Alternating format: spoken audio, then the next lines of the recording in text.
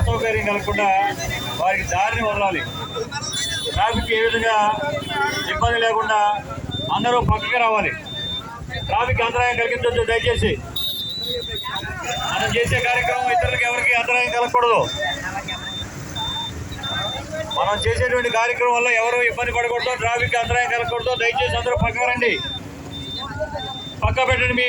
మీ మీ వాహనాలను పక్క తీసుకురండి.